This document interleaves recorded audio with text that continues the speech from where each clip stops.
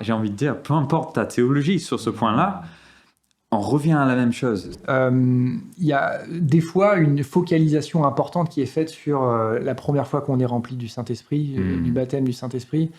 Et je trouve ça intéressant que l'un des premiers versets que tu nous as partagé, c'était « Soyez continuellement remplis du Saint-Esprit ». Donc il y a peut-être un élément de réponse là, mais est-ce que tu peux nous en dire un peu plus sur...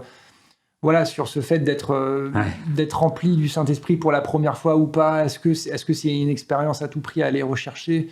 Voilà, comment on navigue avec ça?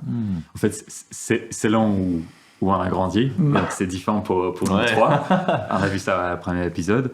On va entendre différentes choses sur ce sujet. Dans certaines églises, on va te dire tu es chrétien, tu crois en Jésus et donc tu as reçu l'Esprit. Et c'est vrai, nous sommes nés de l'Esprit, nous ne pouvons pas confesser que Jésus est Seigneur si ce n'est par l'Esprit. Nous sommes nés de l'Esprit. Mais dans d'autres églises, on va dire, oui, certes, mais il y a une sorte de revêtement de puissance pour la première fois, le baptême dans le Saint-Esprit.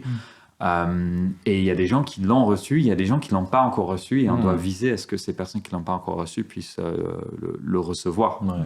Et dans les deux cas, il y a la personne du Saint-Esprit. Il y a une partie de ce que c'est de vivre la personne du Saint-Esprit. Il y a le fond, le travail de fond. Oui, nous sommes nés de l'Esprit et il fait un travail de fond dans notre vie, mais oui, il y a aussi des expériences de puissance.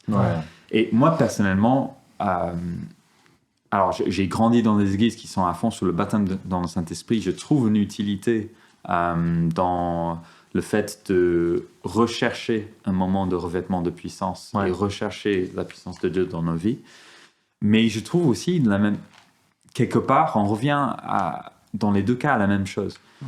Quand Paul il parle au fait d'être rempli du Saint-Esprit au lieu d'être rempli du vin, donc cette continuité du remplissage du Saint-Esprit, qu'on croit qu'on soit né de l'Esprit, qu'on croit qu'il y a un baptême du Saint-Esprit, dans les deux cas, on est appelé à être rempli du Saint-Esprit.